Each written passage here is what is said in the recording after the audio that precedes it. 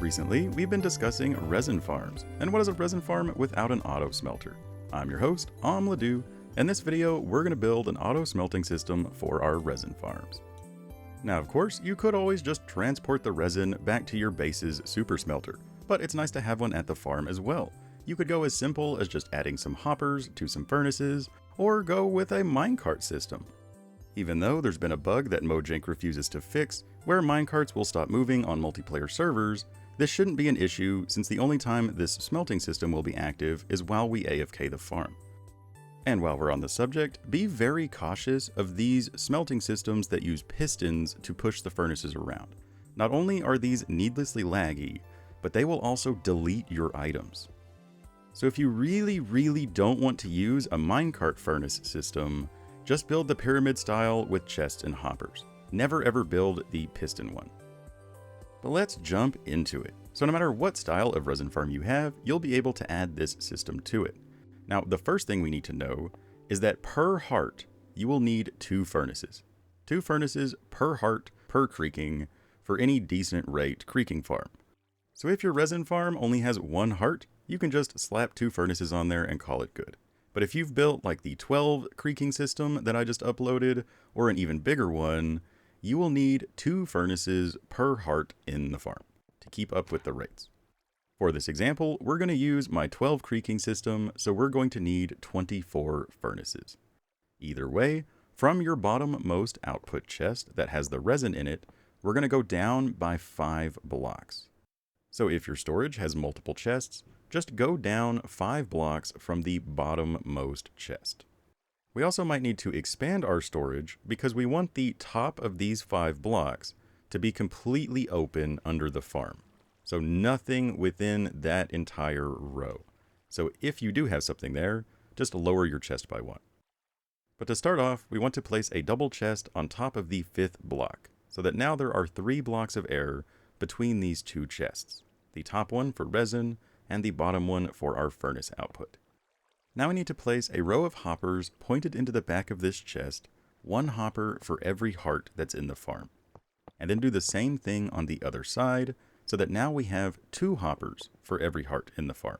So my farm has 12 hearts, so I need 24 hoppers. And we're going to place furnaces on top of all of these hoppers, but these furnaces can face any direction that you want. I like to have the furnaces facing outward, so I can make sure that they are in fact smelting. But either way, we need hoppers pointed into the sides of all of these furnaces and into the tops of all of these furnaces. Once we have all the hoppers, we need to place 4 solid blocks here on the back aligned with the furnaces to connect the 2 side rows of hoppers together. Then here on the front, next to the 2 sidemost hoppers, we need to place 2 solid blocks coming forward.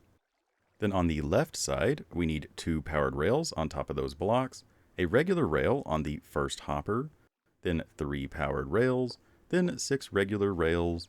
And really, it's not super important where the rails and powered rails go, as long as the minecart can go from start to finish. We'll talk more about the important parts of this here in just a second. But at the very end, over here on the right side, we want solid powered rails on the blocks and the last 3 hoppers.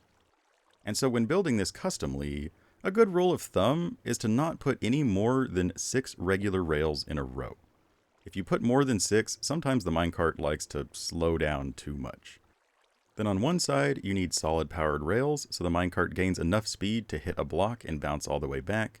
But on the start side, you need a rail in between powered rails, so that we only have 1 powered rail before the regular rail, and then several after it to give the minecart its initial speed boost.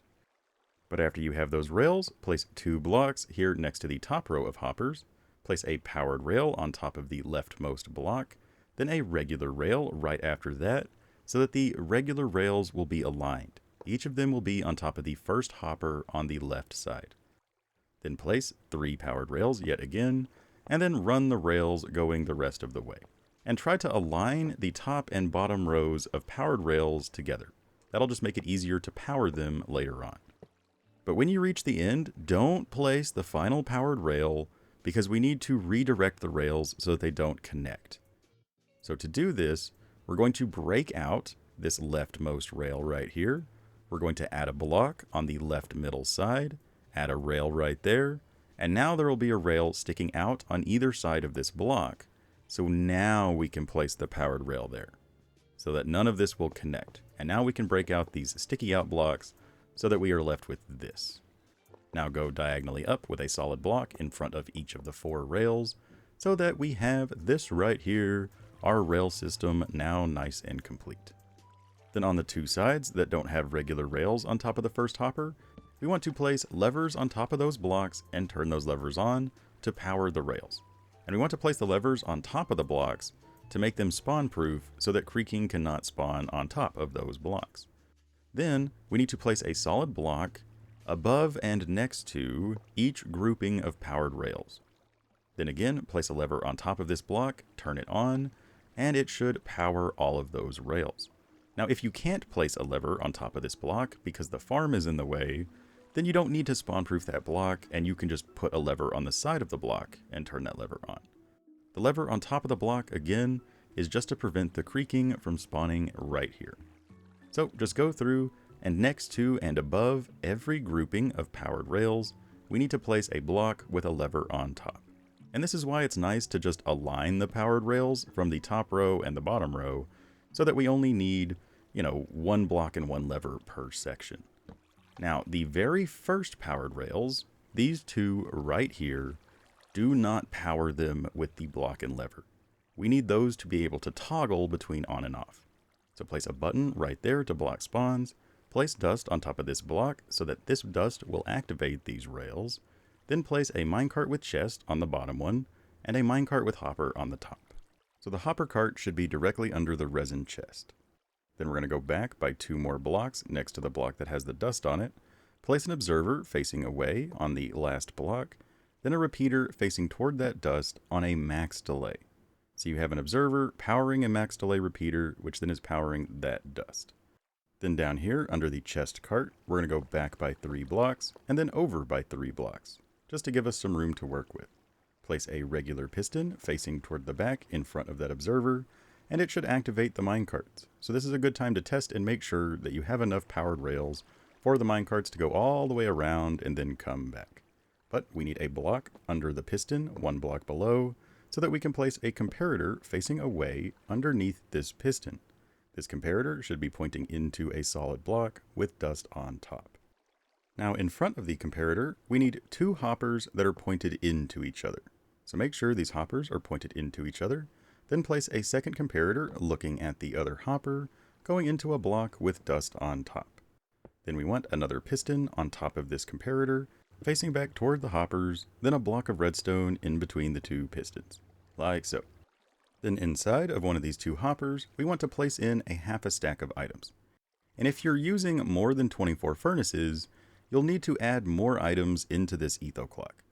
What this does is add a delay to the minecarts activating, so that they have enough time to pull in enough resin to load into the furnaces. So if you have more furnaces, you'll need more items in the etho. Then add a lever to the side of this block, and if we turn this lever on, that will turn off the etho, which will turn off the minecarts. So always be sure to turn that lever on when you're done using the farm. But all that's left is to spawn proof. So place some slabs on top of the pistons and the redstone block, place a button or a slab on top of the observer, and then go through and make sure that everything is spawn proofed. So if it has dust or a comparator or a lever or a rail or a slab, you're good. But if there's any open solid blocks, be sure to spawn proof those or break them out. You wouldn't want Creaking to spawn anywhere except for inside the farm. Then to use this smelter, we're going to toss in all of our fuel inside of this minecart with chest, and you'll want to preload some fuel into the furnaces first, especially if you plan on using lava. Since we can only put 27 buckets of lava inside of the minecart with chest, we'll need to fill it up a few times and just turn it on to preload all the furnaces with fuel. And so you can either just turn off the lever to turn on the farm, or you can press this button right here that will also activate the minecarts. Either way, just preload your fuel. Another thing we can do is kind of push this minecart chest out of the way and place a hopper pointed down at that powered rail. Then we can place a chest on top of this hopper and throw tons and tons of fuel inside of this chest. You know, that way we have a bigger fuel reserve. That would be totally fine. Now, the minecart with chest will unload a lot faster than it loads, but you know, every little bit helps. And we're now totally done. One last thing to keep in mind is that this farm will produce far more resin than it can smelt during the nighttime. The calculations I made to determine that you need 2 furnaces per heart included daytime smelting. So at night, your chest will get completely full of resin. Or at the very least, the hoppers that are pointed into the furnaces will be completely full of resin. So if you need resin, you can just pull it out of the chest or those hoppers. But as long as you AFK it during the day as well, then it will smelt enough to keep up with the rates.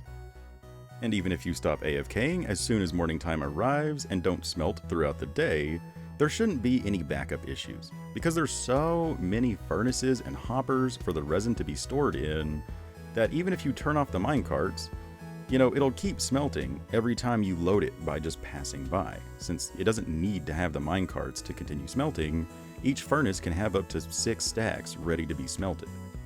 So regardless of how you use this system, I really wouldn't worry about it backing up enough to actually skip resin. Unless you run out of fuel. You know, definitely make sure that your fuel is always stocked.